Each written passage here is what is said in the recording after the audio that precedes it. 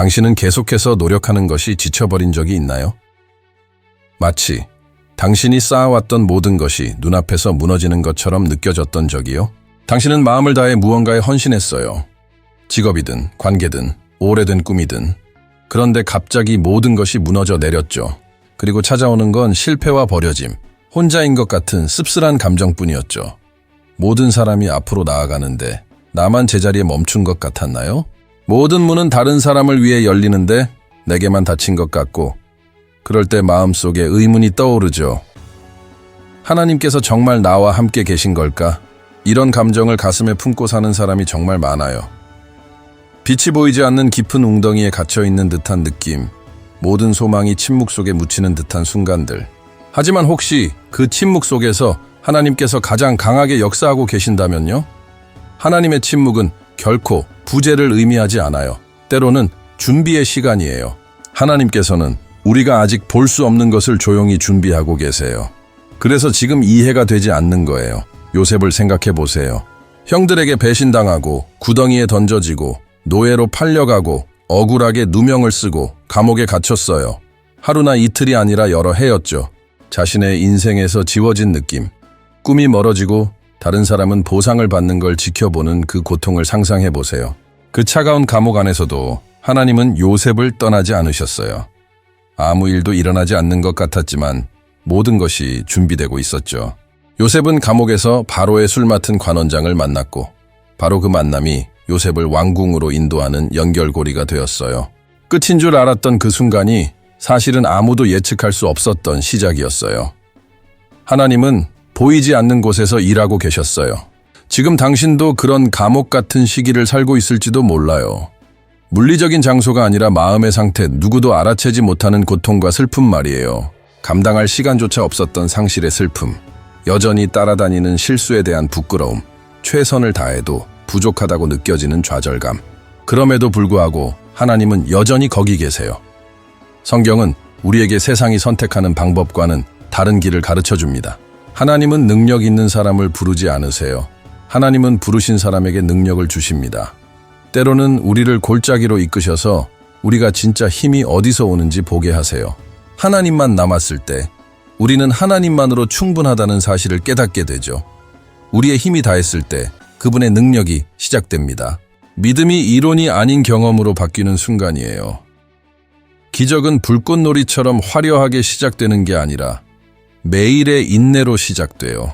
숨겨진 눈물이 씨앗이 되고 새벽에 속삭이는 기도가 하늘을 움직이죠. 그리고 그 모든 가운데 가장 아름다운 것은 이거예요. 하나님은 당신을 아세요. 어디가 아픈지 정확히 아세요. 당신의 질문에 놀라지 않으시고 약할 때 멀어지지 않으세요. 오히려 가까이 다가오세요. 당신의 고통 안으로 들어오시고 더 이상 걸을 수 없을 때 붙잡아 주세요. 때로는 예상치 못한 곳에서 도움을 보내시기도 하죠.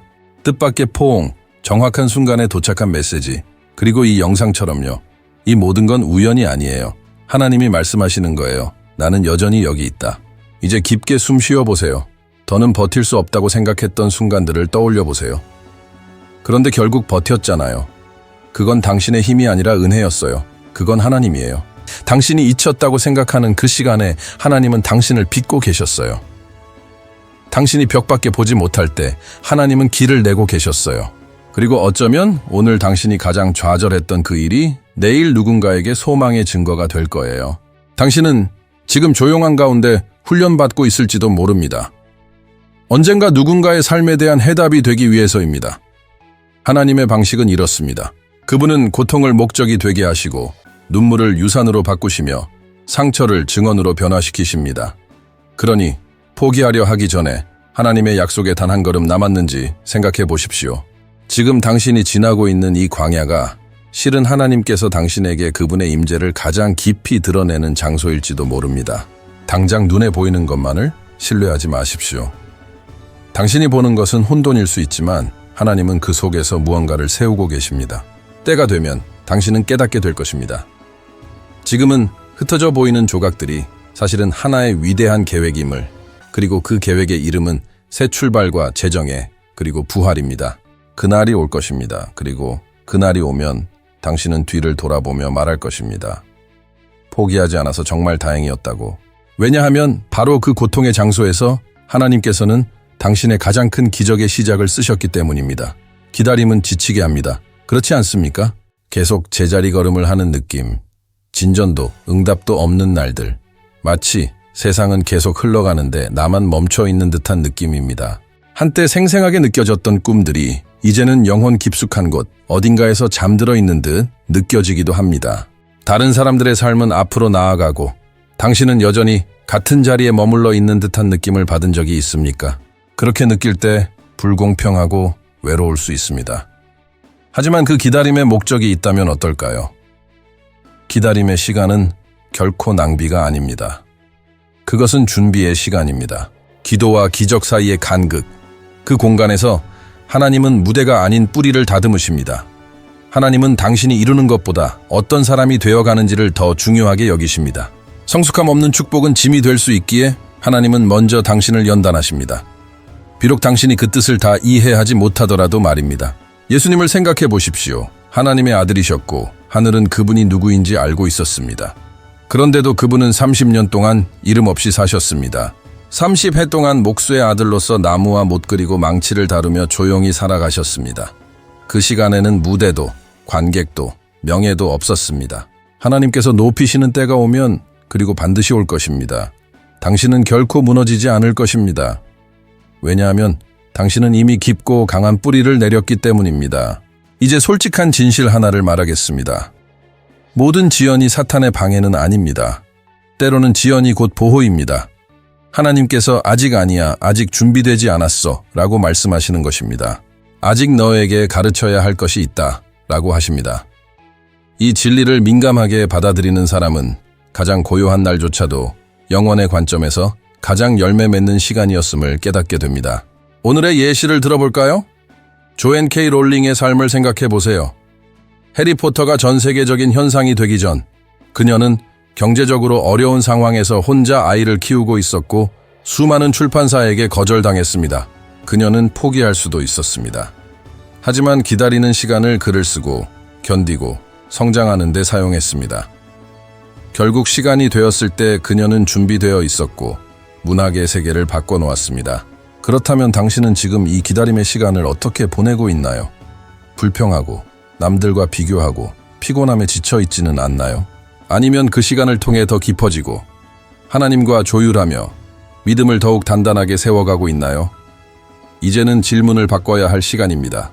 왜 이렇게 늦어지지가 아니라 주님, 지금 이 상황을 통해 무엇을 배우길 원하십니까? 라고 물어보는 것입니다. 그 질문이 바로 광야를 교실로 바꾸는 열쇠입니다. 하나의 도전을 드립니다. 앞으로 30날 동안 아침에 눈을 뜨자마자 휴대폰을 잡거나 불평하기 전에 이렇게 기도해보세요. 주님, 오늘 제 안에 무엇을 세우기 원하십니까? 이 간단한 한마디를 매일 진심으로 올려보세요. 그러면 당신의 시선이 변하기 시작할 것입니다. 당신의 태도가 바뀌고 삶의 자세가 새로워질 것입니다. 기다림의 시간이 거룩한 것임을 깨닫게 되면 그 시간을 거스르지 않게 됩니다. 오히려 그 시간 속에서 자라기 시작합니다. 기다림은 당신을 강하게 만들었고 당신이 상상도 못한 삶을 살 수 있도록 준비시킨 것입니다. 그리고 마침내 하나님께서는 정확히 당신이 있어야 할 자리에 놓으실 것입니다. 그리고 마침내 뒤를 돌아보는 날이 오면 이 모든 여정의 순간순간에 감사하게 될 것입니다. 기다림이 당신의 삶을 지연시킨 것이 아니라 구원한 것임을 깨닫게 될 것입니다. 그리고 그 누구도 그것이 운이라고 말하지 못할 것입니다. 그것은 신실함이었고 과정이었으며 하나님의 손길이었습니다. 살다 보면 정말 더는 버틸 수 없는 날들이 있습니다. 밤새 마음속에서 치열한 전쟁을 치른 듯 아침부터 지쳐서 일어납니다. 무기력하게 걷고 웃으며 남을 안심시키지만 속은 산산조각이 나 있습니다. 외치고 싶은데 아무도 들어주지 않고 삶의 모든 색이 빠진 것 같아 그저 무너지지 않기 위해 필사적으로 버티고 있는 느낌입니다. 수많은 사람들이 설명할 수 없는 육체적인 것이 아닌 깊은 내면의 고통을 안고 살아갑니다. 그리고 그때 원수는 속삭입니다. 넌 여기서 빠져나올 수 없어. 그냥 포기해. 하지만 잘 들으세요. 고통이 끝이 아닙니다. 고통은 새로운 시작이 될 수 있습니다. 하나님의 아들이신 예수님조차도 고통을 겪으셨습니다. 겟세마네에서 피처럼 땀을 흘리며 아버지께 그 잔을 거두어 달라고 간구하셨지만 포기하지 않으셨습니다. 십자가를 지셨습니다. 그분이 두려움이 없었기 때문이 아니라 그 고통조차도 목적의 일부라는 것을 아셨기 때문입니다. 고난은 끝이 아니었습니다. 십자가 이후에 생명이 있었습니다. 이 동일한 진리가 오늘 당신에게도 다가옵니다. 당신은 지금 당신만의 겟세마네를 지나고 있을지도 모릅니다. 아무도 이해하지 못하고 모든 것이 아픈 그런 시기 말입니다. 꿈이 죽은 것 같고 삶이 멈춘 것 같을 때도 있지만 예수님에게 십자가가 끝이 아니었듯 지금 당신이 겪고 있는 이 고통도 끝이 아닐 것입니다. 지금은 이해되지 않을 수 있습니다. 당신의 영혼이 오직 쉼을 원할 수도 있습니다. 그러나 부디 꼭 붙잡으세요. 하나님은 절대 고통을 헛되게 하지 않으십니다. 우리는 종종 믿음이란 늘 웃고 담대하며 기적을 외치는 것이라고 생각합니다. 하지만 진짜 믿음은 응답이 없어도 계속 기도하는 것입니다. 힘이 없어도 일어나는 것. 모든 것이 멈춘 듯 보여도 하나님께서 일하고 계심을 믿는 것. 이것이 진정한 믿음이고 이것이 진짜 용기입니다. 당신은 지혜롭고 깊이 있고 섬세한 사람들이 대부분 큰 고통을 겪은 사람들임을 눈치챈 적 있나요? 고통이 하나님의 손에 맡겨질 때 그것은 치유로, 연민으로, 강인함으로, 그리고 결국은 간증으로 변합니다. 오늘 당신이 슬퍼하는 것은 죽은 것이 아니라 변해버린 것일지도 모릅니다. 멀어진 우정, 차가워진 결혼, 상처 준 직장, 꿈꿨지만 실현되지 않은 삶. 이 모든 것은 아픕니다. 우리는 기대하고 헌신하고 소망하지만 때때로 우리가 간절히 원했던 것이 만약 하나님이 허락하셨다면 우리를 무너뜨렸을지도 모릅니다. 하나님은 우리가 보지 못하는 것을 보십니다. 그래서 그분은 고통에서 우리를 벗어나게 하시기보다 고통 속에서 우리를 붙드십니다. 그분은 당신의 손을 놓지 않으십니다. 계속 나아갈 수 있는 힘을 주십니다. 당신의 눈물을 하나하나 세십니다. 당신의 울음을 씨앗으로 바꾸십니다. 그리고 언젠가 당신은 수확하게 될 것입니다. 당신이 아직 이 자리에 있는 이유를 아시나요? 지금 느끼는 고통보다 더 큰 무언가가 존재하기 때문입니다. 지금은 보이지 않을지라도 그것이 없다는 뜻은 아닙니다. 마치 심어진 씨앗처럼 어둡고 조용하며 보이지 않는 곳에서 생명이 싹 틉니다. 넬슨 만델라를 기억하나요? 그는 27년 동안 감옥에 있었습니다. 27년. 그는 부서지고 쓰라리고 복수심에 찬 모습으로 나올 수도 있었지만 용서를 선택했습니다. 고통을 사명으로 바꾸기로 결정했습니다. 감옥은 그를 제한하지 않았고 오히려 준비시켰습니다. 고통이 그를 단련시켰습니다. 그리하여 그는 고통 너머로 나아갔습니다. 그는 화해와 평화의 상징이 되었습니다. 당신도 고통을 넘어설 수 있습니다. 괜찮은 척할 필요는 없습니다. 하지만 고통이 당신의 정체성을 정의하게 내버려 두지도 마세요. 고통은 당신의 이름이 아닙니다. 그것은 한 시기이고 하나의 여정이며 하나님의 계획의 일부입니다. 하나님은 당신이 늘 강하길 바라시는 것이 아닙니다. 그분은 단지 당신이 포기하지 않기를 원하십니다. 약할 때에도 나는 여전히 믿습니다. 라고 말할 수 있기를, 눈물 흘리며 주님 나를 붙들어 주세요 라고 기도하길 원하십니다. 지쳤어도 계속 나아가야 합니다. 계속 가는 자는 도착하고 머무는 자는 꽃 피우며 견디는 자는 증인이 됩니다. 그리고 당신도 증인이 될 것입니다. 언젠가 이 고통의 골짜기를 바라보며 말하게 될 것입니다. 정말 힘들었어. 정말 아팠어. 하지만 그곳에서 나는 진짜 하나님을 만났어. 성경 속 하나님은 개념이 아닙니다. 그분은 실제 하시는 분입니다. 고통 가운데 계시며 상처를 치유로 바꾸시는 분입니다. 그리고 지금 이 순간 이 메시지를 듣고 있는 바로 지금도 하나님은 역사하고 계십니다. 당신이 오늘 짊어지고 있는 이 고통은 끝이 아닙니다. 이것은 출발점입니다. 기적이 피어날 비옥한 땅입니다. 이곳에서 하나님은 당신의 진짜 모습을 드러내실 것이며 당신 안에 계신 자신의 모습을 보여주실 것입니다. 얼마나 자주 당신은 더는 방법이 없다고 생각했나요? 다 해봤고 기도했고 금식했고 기다렸지만 아무것도 변하지 않았다고 느꼈을 때가 있었나요? 인생이 나쁜 챕터에서 멈춘 것처럼 느껴지고 다음 장으로 넘어가지 못한 것처럼 느껴질 때, 아무리 해도 부족한 느낌, 쌓여가는 좌절, 가족과 친구들에게 왜 아직도 잘 안 되고 있는지 설명하는 것이 부끄러울 때 그때 의심이 찾아옵니다. 이게 정말 내 이야기일까? 아직 나를 위한 것이 남아있을까? 내 시간이 이미 지나간 건 아닐까? 하지만 오늘 나는 당신에게 한 가지 진실을 상기시키고 싶습니다. 하나님은 여전히 불가능한 이야기들을 써 내려가고 계십니다. 감정의 무덤에 갇혀 있나요? 마음속이 이미 죽은 것처럼 느껴지나요? 믿음은 꺼지고 꿈은 묻혔고 동기부여도 사라졌나요? 당신 안에 있는 것이 이미 유통기한이 지난 것 같다고 느낀 적 있나요? 아무도 더 이상 당신을 믿지 않는다고 느꼈나요? 그런데 오늘 예수님께서 당신을 부르고 계신다면 어떨까요? 이봐요, 그대. 나오세요. 당신의 이야기는 아직 끝나지 않았어요. 하나님은 새롭게 시작하는데 많은 것이 필요하지 않으십니다. 오히려 아무도 예상치 못한 새 출발을 이루시는 전문가십니다. 세상이 버린 것을 걸작으로 바꾸시는 분입니다. 넘어진 자를 일으키시고 부서진 마음을 치유하시며 잊힌 자를 높이십니다. 그것은 그분이 측량할 수 없는 사랑으로 사랑하시기 때문입니다. 당신이 의심했을 때도, 실수했을 때도, 멀어졌을 때도 하나님은 여전히 사랑하십니다. 당신 자신이 자신을 포기했을 때도 하나님은 당신 안의 가능성을 믿고 계십니다. 하나님은 당신의 모든 이야기를 알고 계십니다. 억지 웃음 뒤에 숨겨진 진실도 알고 계시고 소리 없이 흘린 눈물의 밤도 단지 버텨내기 위해 얼마나 힘썼는지도 아십니다. 지금 하나님은 말씀하십니다. 여기서 끝나지 않아. 얼마나 멀리 갔는지는 중요하지 않습니다. 얼마나 실수했는지도 중요하지 않습니다. 하나님은 여전히 당신과 함께 새로운 이야기를 써나가고 계십니다. 그 다음 장은 이전의 반복이 아닙니다. 다른 사람들은 이해하지 못할 것입니다.